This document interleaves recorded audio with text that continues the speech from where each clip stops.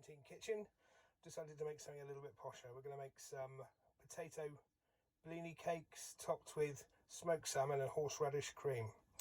For this you're going to need potatoes, flour, that's just plain flour, cream cheese, butter, horseradish sauce, an egg, and of course some lovely smoked salmon. This I found in the freezer, left over from Christmas. Oh, and some salt and pepper. So give me a couple of seconds and I'll work out how to film us making this together. Thank you. So as always, before we start cooking, we've got to do the most important thing of washing our hands. Happy birthday to you, happy birthday to you, happy birthday dear, happy birthday to you, happy birthday to you, happy birthday to you, happy birthday dear whoever, happy birthday to you. Ow, ow, ow, with hot water. Always use hot water. Ow, ow, ow, ow. Clean. So now we've got nice clean hands. Always wanted to say this in a video. Let's get started. So first of all, we put our mashed potato. Now this is just a mashed potato I left over from my tea yesterday. So this has already got a bit of butter and some salt and pepper in it already. So if you're making it fresh, don't forget to add a little bit of butter and some salt and pepper because it needs to be seasoning. Give it a good pushing down with your spatula. Try and use one of these silicone ones, these are great.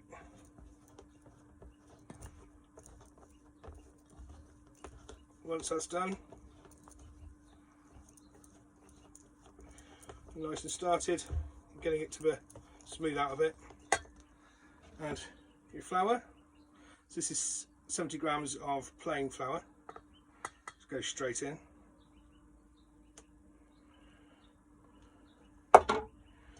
And incorporate that into the potato. Try not to do it too fast, you end up with flour everywhere. Now at the moment this looks like it's a lot of flour, but this will work in, I promise. What we're looking for at the moment is a nice flaky looking dough type mixture. A bit like when you're making scones before you get to adding the liquid to it.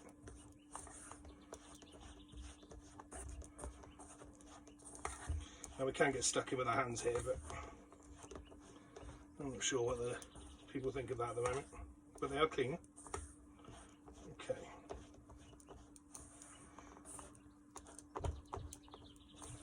Now you see here, looks like we got to like breadcrumbs.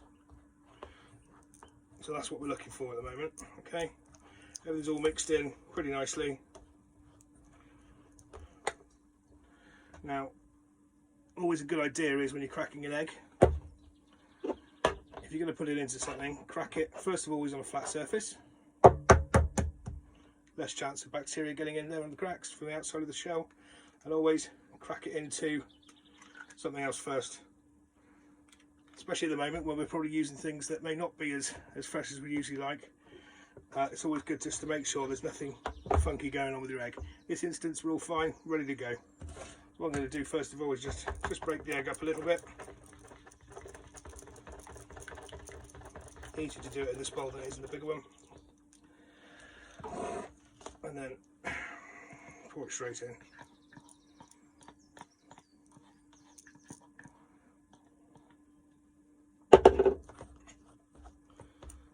Now this mixture should make probably 10 to 12 blinis depending upon the size. Now if you're doing these for, well we're not doing them though, if you're going to do these for like a dinner party as a starter, that's perfect. You can do them slightly larger, that works really nice as well. You can have them for breakfast then, or a starter. Okay. Excuse me, I'm working this in.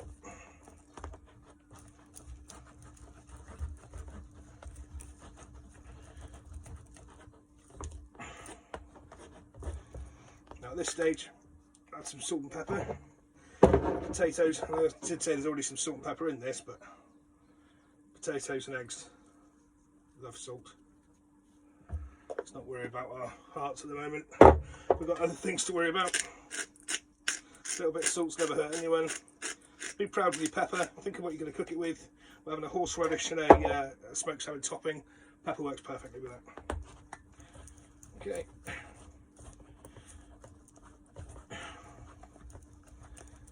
It's coming together like a nice dough now. So what we need to do is clean down the sides.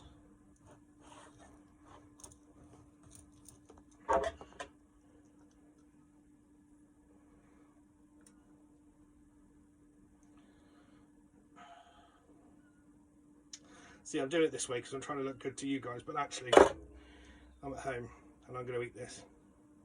Well, I'm at home, I'm in my caravan, so I'm not too bothered. But I'm going to put some cling film on, cover up, put in the fridge for 20 minutes. So whilst we're waiting for the Blini dough to chill out, calm down for a bit, thought I'd get on with making the horseradish cream cheese sauce. First of all, I thought I'd get some Philadelphia. Now, this is the low fat version. Don't judge me on that, it was all they had on the shelf. But it's rather nice anyway, it still just works just as well as the full fat. So take 2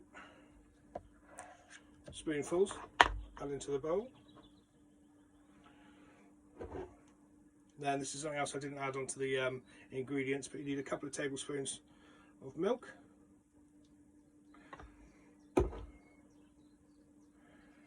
And then a spoonful of the creamed horseradish sauce.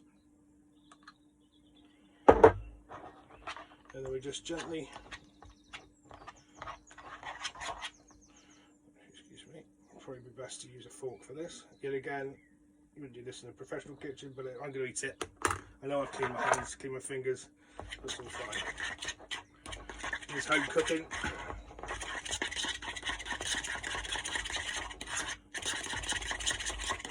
This is going to be delicious. Now, at this point, you could add, what would be really nice with this is some capers, or a little bit of Cornichon chopped into it, just to give it that little bit of acidity going back. But I haven't got that. I haven't got any lemon juice.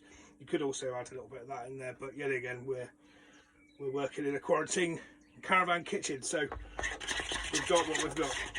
What I will do is add a little bit of pepper to this for flavour, and also I quite like seeing the little specks of the pepper running through. So that is our sauce. So it's been about 20 minutes. So I'm just going to go and get the Blini out the fridge. So to start off with, we have to light the stove to a medium heat. And that's pretty much either on or off on this thing, but we'll try and we can put the pan on. Now I'm using half the amount of butter we showed you before. The reason being is that you're going to have to do these in batches. If you try and crowd the pan, it just won't work. So I do love watching butter melt, actually. Very peaceful, especially with the tweeting birds going on in the background.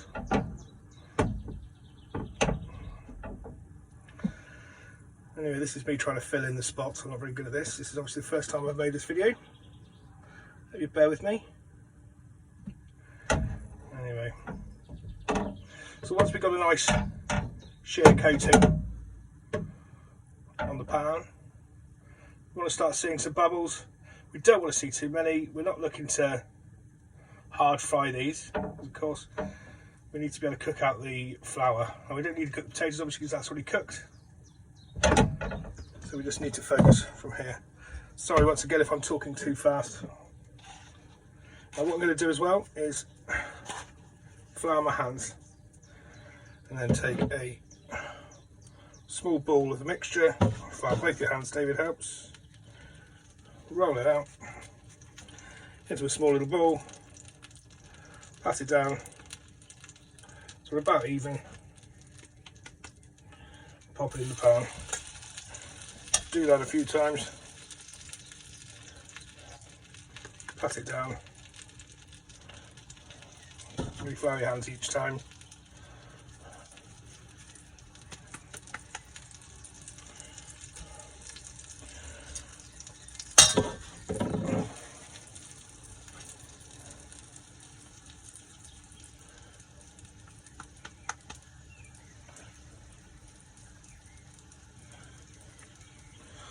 We'll do 3 on the first batch.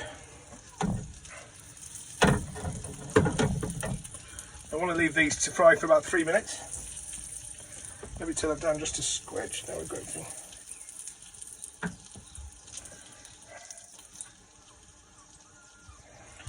That's where you have to wash your hands again. Just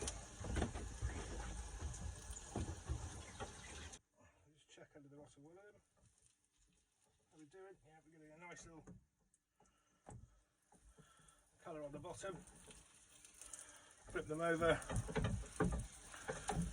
Flip them over. Let them sit for another couple of minutes. Now obviously, as I say, I'm only cooking 3 at the moment. Just for your delectation, if that's even a word.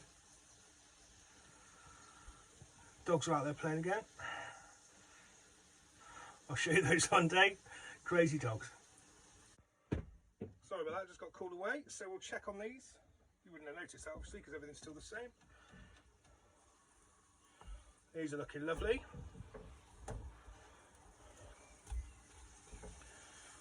Okay. Let's give a poker. They're rather hot, obviously. See, they're springing back a little bit, which means they're cooked, so that's fine. We know we're okay with these.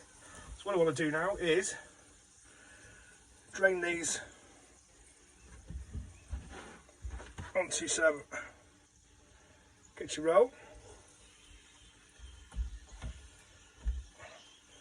Probably use some tongs to pick them up with. I promise you we'll become more expert at these videos as we go along.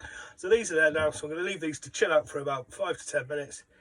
Not completely cold because we still want to have a little bit of warmth, but so that otherwise, as soon as we put the cream cheese on it, it will just melt away. So we need to get them slightly cooler. So it's been about 10 or 15 minutes. We've got our blinis out now. They're drained well on the paper. So we take them off. They're still nice and warm, but not so warm that the cream cheese is going to melt and roll off everywhere. So what I've done in that time is I've taken the smoked salmon, I've cut it up into little strips, into little chiffonades, mixed it with our cream cheese and horseradish and milk mixture, and added a little bit of red onion to it just to give it a little bit of extra colour and flavour. So I'll take a nice size spoonful, add it to the blini. Now if you wanted to mess about with these and make them look all pretty, you could do, but as I say, we're cooking for ourselves. We're looking for flavour. I think they just look lovely anyway.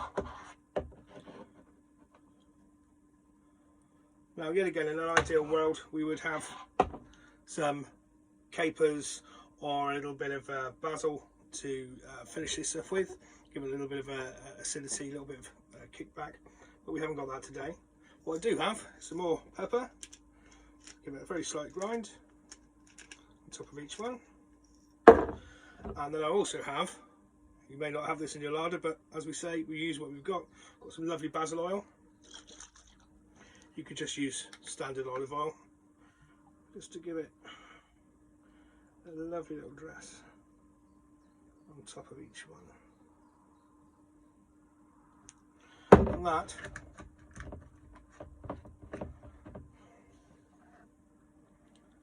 is your potato blini topped with smoked salmon with a creamy horseradish sauce. Hope you enjoy them. I know I will.